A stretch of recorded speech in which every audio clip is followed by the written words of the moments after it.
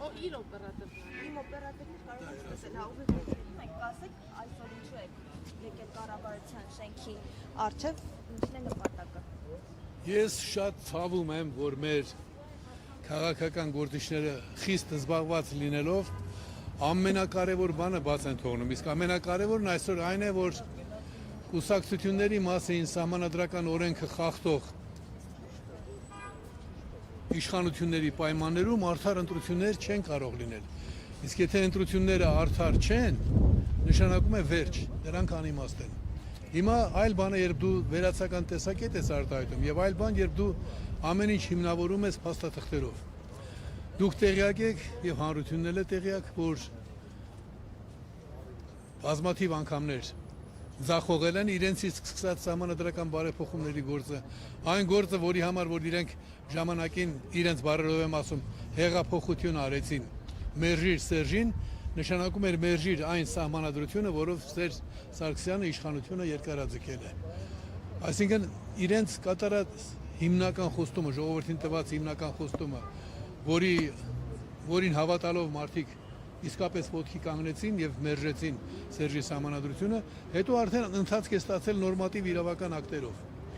Դա առանձին հարց է, բայց այդ առանձին հարցում բացահայտվեց այս իշխանությունների հանցավոր կոռուպցիոն հանցագործության մասին է խոսքը, կեցվածքը։ Խնդիրը հետեւյալն է։ 20 թվականի փետրվարի 12-ին իրենք սկսեցին հրապարակելով նորմատիվ իրավական ակտ, սկսեցին սահմանադրական բարեփոխումներ։ Ժամկետի մեջ չտեղավորվեցին, երկրորդ անգամ փոփոխություն կատարեցին տարբերակի մեջ եւ հետաձգեցին, կրկին տապալվեցին։ Դրանից հետո 22 թվականի հունվարի 27-ին նորմատիվ ակտ ընդունվեց։ Այդ նորմատիվ իրավական ակտով պարտավորվում էին մինչև 24 թվականը ավարտել եւ հանրությանը ներկայացնել, ավելի ճիշտ կառավարությանը ներկայացնել, կառավարության միջոցով հանրությանը ներկայացնել սահմանադրության նախագիծը։ Եվս մեկ անգամ տապալվեցին։ Այսինքն ստացվեց առնվազն 4 անգամ, որտեղ միջանկյալ ժամկետ ավելացրին։ Դրանից հետո Նիկոլ Փաշինյանը հայտարարեց, որ ինքը նոր սահմանադրություն պիտի անի, չունենալով այդ իրավասությունը, վարչապետի իրավասության մեջ չի մտնում նոր սահմանադրություն նախաձեռնելու գործը։ Եվ այստեղ վերջին հայտարարությունը դուք հիշում եք, մարտ ամսին մենք կավարտենք նոր սահմանադրության նախագծի պատրաստումը։ Տեղեկացնեմ ձեզ, որ ընդամենը նստած արտագրում էին, տարբեր սահմանադրություններից դրույթներ էին արտագրում, բայց անփոփոխ էին թողել ամենակարևոր բանը։ Պետական համակարգը փոխելու որևէ երկրում նոր սահմանադրություն ընդունվում է, երբ հարց է ծագում պետական համակարգը փոփոխելու ուղղությամբ։ Այստեղ իրենք պետական համակարգը չփոխելով, ըստ էության շատ քիչ գործեր մնում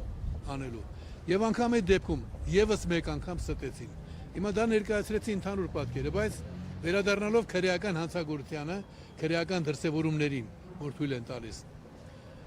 Ուրեմն 9 անգամ մենք ներկայացրել ենք սահմանադրության պատրաստի նախագիծ, քաղաքակրթական բարձրագույն ձեռքբերում, սահմանադրություն, որի ընդունումից հետո Հայաստանի քաղաքացին իսկապես դառնում է երկրի տերը, մեկ, եւ երկրորդ Հայաստանը դառնում է աշխարհի ամենաժողովրդավարական երկիրը։ Դրանից բացի սա քաղաքակրթական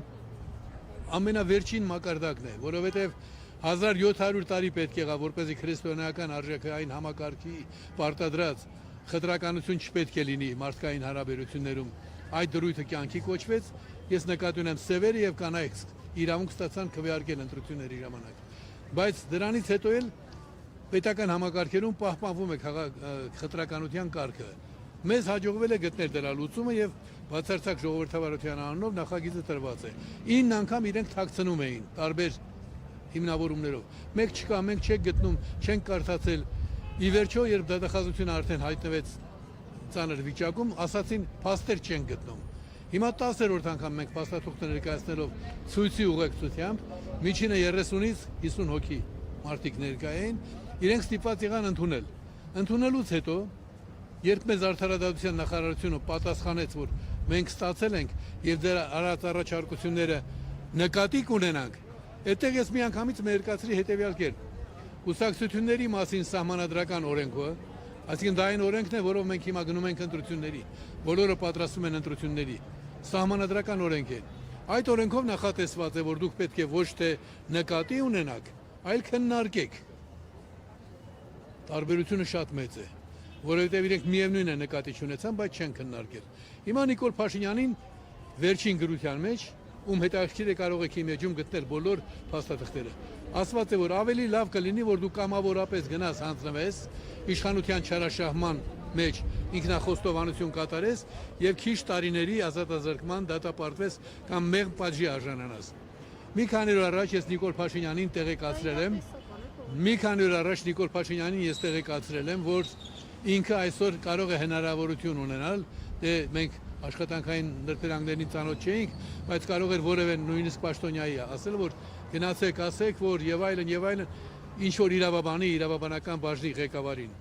Ընդհանրապես ամենաբարձր գաղափարները ներկայացնելիս առաջին խոսքը, որ լինում է այդ գաղափարի դեմ, լինում է հետևյալը, որքանով է դա իրատեսական։ Ժամանակին, երբ գոռում էին Լենին պարտիա Գորբաչով, ինձ ասում էին, որքանով է իրատեսական խոսել հանրաքվեի մասին, անկախության մասին։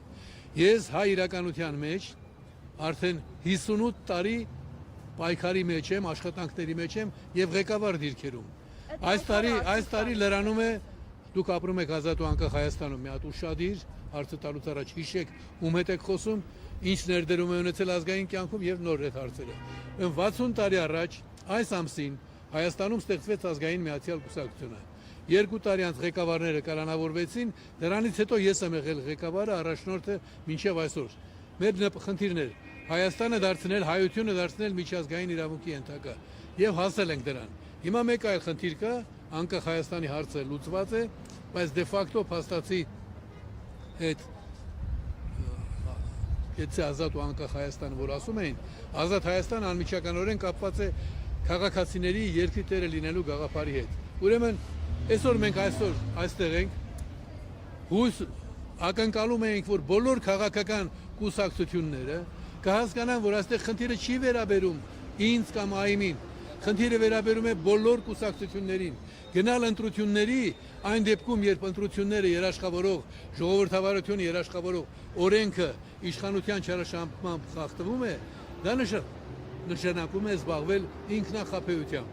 Դրանից ելնելով ԱԻՄ-ը հրապարակավ հայտարարել է ունենալ բացարձակ ժողովրդավարության պես կարևոր նախաձեռնություն եւ այդ պայմաններում գնալ ես Խուժան, Մուսոլինի, Սերժ, Նիկոլ սահմանադրությամբ եւ ընտրական օրենսգրքով միջոցառման, դա նշանակում է չհարգել քո ունեցած ձեռքբերումը։ Դրանից ելնելով ԱԻՄ-ը ասել է, որ մենք ընտրություններին չենք մասնակցելու, միայն մեկ բացառություն կարող է լինել։ Եթե տարբեր քաղաքական ուժերի հետ իմի ենք գալիս, հանուն այն բանի, որ միասնական ուժերով գնանք բացարձակ ժողովրդավարության, այո, նաև արդյունքներ կան։ Որպեսզի մենք գնանք միասնական ուժերով հստակ նպատակադրմամբ։ Ուրեմն դրա նախապայմանը հետևյալն է։ Քաղաքական ուժերը ոչ միայն պետք է ընդունեն բացարձակ ժողովրդավարության համակարգի ճշմարտացիությունը, ազգօգուտ լինելը եւ այլն, այլ նաեւ պետք է ազդարարեն իրենց ծրագրերում, ազդարարեն, որ դա իրենց նպատակների առաջնահերթ խնդիրն է։ Այս պահի դրությամբ մեր այդ կոչը ուղերձը, որ տարածել էինք, միայն մի տեղից ենք ստացել արձագանք, դա դոկ կուսակցությունն է, ինչ զարգացում կունենա մենք դեռ կտեսնենք, որովհետև ԱԻՄ-ը հենց այս պահին քննարկում է, ԱԻՄ նախագահությունը, երբ ես դες այդ խոսում եմ, այդ հարցը քննարկվում է, իրենք առաջարկեցին շատ բարձր մոտեցում, հանուն հայրենիքի, հանուն ազգային բարձր նպատակների, իրենք ասում են, որ իրենք պատրաստ են նախկինում ունեցած բոլոր ճիշտ կամ սխալ հարցերը անտեսել դնել մի կողմ եւ հանուն այդ բարձր գաղափարի համագործակցել։ Հիմա մենք էլ պիտի մեր դիրքը հայտարարենք, դեռ բանակցությունների ընթացքում ենք, կան ուրիշ քաղաքական կազմակերպություններ, 16 քաղաքական ուժ կա, որ ասել են ժամանակին, որ իրենք կողմ են բացարձակ ժողովրդավարությանը, բայց խնդիրը մենք այսպես ենք, չէ՞ դնում, ոչ միայն պիտի կողմ լինես այդ բարձր սկզբունքային եւ իրավական տեսակետից անթերի գաղափարին, այլ նաև պիտի քո ծրագրերում դա հայտարարես առաջնահերթություն։ Ես կուզեի մի խոսքով ասել միայն, որ առաջնահերթություն հայտարարելու գաղափարը կապված է այն բանի հետ, որ դա լուծում է մյուս բոլոր հարցերը, դա համադարման է։ Ուրեմն եթե օրինակի համար եմ ասում, դեմոկրատական կուսակցությունը, նախկին քրիստոնյա դեմոկրատական կուսակցությունը, ՍԻՄ-ը, այն կազմակերպությունները, որ ժամանակին այս հարցում մեզ հետ համախոհ են եղել, նորացված կոմունիստական կուսակցությունը, Համերաշխություն կուսակցությունը, Սուրեն Սուրենյանցի կուսակցությունը, Տիգրան Խզմալյանի կուսակցությունը, առանձին եմ ասում։ Այդ ամբողջ փունջը, Արթուր Բալոյանը, եթե նրանք ուզենան նույնպես այդ իրենց ծրագրում դա առաջնահերթություն համարել, նրանք դառնում են մեր պոտենցիալ դաշնակիցը եւ դուք կունենաք իսկապես հաղթական թիմ։ Պարոն Հայրիկյան, այսինքն հնարավոր է առաջիկայում դուք կուսակցության հետ ընտրություններին մասնակցել, ճիշտ հասկացանք, բանակցությունների փուլում եք, վերջնական չկա որոշում չմասնակցելու վերաբերյալ։ Մեր սկզբունքը ավելի պարզ է, քան որևէ անհատի նշելը, որևէ խմբի նշելը։ Մեզ մոտ այսպես մոտեցում այսպես է, ով որ այսօր այ Նիկոլ Փաշինյանը, եթե իջնի ասի ներողություն, որ միջև հիմա թերացել եմ, այս պահից ընդունում եմ ձեր բացարձակ ժողովրդավարության գաղափարը, ես ով եմ որ ասեմ չէ։ Մենք սկզբունք ենք ազդարարել, ով որ կընդունի հիմնարար լուծման գաղափարը, բացարձակ ժողովրդավարություն առաջնահերթ հարց, որը նշանակում է մի քանի ամիս հետո նոր ընտրություններ։ Դա նշանակում է այս ընտրությանը գնում ենք, ընդունում ենք նոր սահմանադրություն ընդունելուց հետո վարչապետը առանձին է ընտրվում 2 տարով, պարլամենտը առանձին է ընտրվում 2 տարով եւ այլն եւ այլն։ Այնպես որ բոլոր այն քաղաքական ուժերը, նույնիսկ նրանք, որ մեր մասին շատ վատ գնահատականներ են տվել, այդ բոլորը պարտավոր ենք մոռանալ։ Դոկ կուսակցության շտաբի պետը ուղղակի առաջարկեց, ասում է բարձր կանգնենք այդ բոլոր հարցերից, այսինքն ասում եմ մի բան, որով ես ամբողջ կյանքում ապրել եմ։ Եվ ինձ համար կարևոր չի հայ մարդ է, պատրաստակամությունը հայտնել, երկիրը դարձնել քաղաքացիների սեփականությունը, դրանից կարևոր խնդիր մենք չունենք։ Իսկ հնարավոր վարչապետի տեխնացունով կլինի, եթե համատեղ որոշեք մասնակցել։ Կարող եք պատկերացնել, որ այն քաղաքական ուժը, որ ասում է ես ընդհանրապես այս խուժան ընտրություններին չեմ մասնակցելու, կարող եք պատկերացնել, որ հանկարծ այդ կուսակցությունը, այդ քաղաքական ուժը ասել, մենք ուզում ենք, որ այս ինչ մարդը լինի տեխնատուն, մենք ասենք, ուզում ենք, որ դուք լինեք։ Մեզ համար նշանակություն չունի։ Կարևորը որ դուք կամ որևէ մեկը, որ այս գործընթացի մեջ է, ընդունի, որ բացարձակ ժողովրդավարության սահմանադրության նախագիծը առաջնահերթություն է, եւ դրանից հետո ով էլ լինի վարչապետը, նա կլինի վերահսկողության տակ։ Ով էլ լինի ազգային ժողովի նախագահը, նա կլինի։ Ես մեծ մարդ եմ, երկրորդ չեմ ուզում գնդակահարվել եւս մեկ անգամ, տվել եմ գաղափարը, սիրում եմ 8 ժամ քնել, իսկ վարչապետը պիտի գոնե պատրաստ լինի 6 ժամ քնել։ Ես սիրում եմ մի քիչ քնել հիմա։ Պարոն Հայրիկյան, այսօր նշեցիք, որ այս ակցիայի մասին տեղյակ եք, բայց ձեր էջով մյուս ուժերին, հա, կարծես հրավիրել եք, որ կար մասնակցեն։ Ինչու եք այսքան սակավաթիվ, ինչու չեմ միացել ձեզ, ինչ եք կարծում, ձեզ դուրս չեմ վերաբերել։ Այսօր մենք շատ ենք, եւ անկախության պայքարը սկսելիս մենք 5 հոգի էինք, ներողություն 5 հոգի էինք, լսում եք, թե ուրեմն քիչ առաջ որ հնչեց հարցը վարչապետի վերաբերյալ, ես ուզեցի մի անգամից այդ հարցը ուղարկեմ ամենահեռավոր անկյունը, որովհետև ես աշխատելու պատրաստ եմ, կաշխատեմ ավելի քան երբևէ աշխատել եմ, բայց դա չեմ անի նրա համար, որ ինչ-որ աթոռասատկացներ լիքը կան, չեմ էլ ասում մեռածներ, աթոռասատկացներ լիքը կան, եւ իմ քաղաքական գործունեությունը կապել այն բանի հետ, որ դուք եք ասում։ Ուրեմն նա ով ուզում է, որ ինքը փալաս երևա, անասուն երևա եւ տգետ, հանգիստ կարող է ասել, որ ես Հայրիկյանին լուրջ չեմ վերաբերում։ Անկախության պայքարի առաջնորդին, մարդու որ 58 տարի ղեկավար դիրքերում է եղել, նրան կարող են միայն լուրջ վերաբերել կամ ասել, որ իրենք անասուն են ու չեն հասկանում ազգային ազատագրական պայքարի առաջնորդի դերն ու կշիռը։ Այնպես որ խնդրում եմ այլևս ինձ չստիպեք այդպես խիստ արտահայտվել։ Պարոն Հայրիկյան, իսկ ձեր այս ակցիաները ինչքան են տևելու եւ հաջորդը որտեղ։ Մեր հաջորդ գործողությունը լինում է այսօր մենք եկանք վերջին նախազգուշացման, սա վերջին նախազգուշացնում է եւ ուղղված է նաեւ Հայաստանի քաղաքական ուժերին։ Սիրելիներ, գործընկերներ, դուք իդիոտ չեք, չէ՞։ Դուք իդիոտ չեք։ Թե կարող է իդիոտ եք, ես սխալվում եմ։ Կուսակցությունների մասին օրենքը խախտվում է, այն օրենքը, որով դուք ընտրության եք գնալու։ Դուք որևէ քայլ չեք անում։ Ես անում եմ ձեր բոլորի փոխարեն։ Ուր եք։ Այդ ինչ լուրջ գործերով եք զբաղված, այդ թեթև սոլիկներ։ մեղավոր չեն միայն նրանք, ովքեր չտեղյակ չեն եղել, բայց ովքեր որ տեղյակ են եղել ու չեն եկել այստեղ, այդ աթոռասատկած ասածս ձեզ է վերաբերում։ Դուք ողորմելի ճիճուներ եք, աթոռից բացի ուրիշ բան չեք պատկերացնում։ Դուք ուզում եք ընտրության գնալ, ընտրության կանոնների խախտման պայմաններում,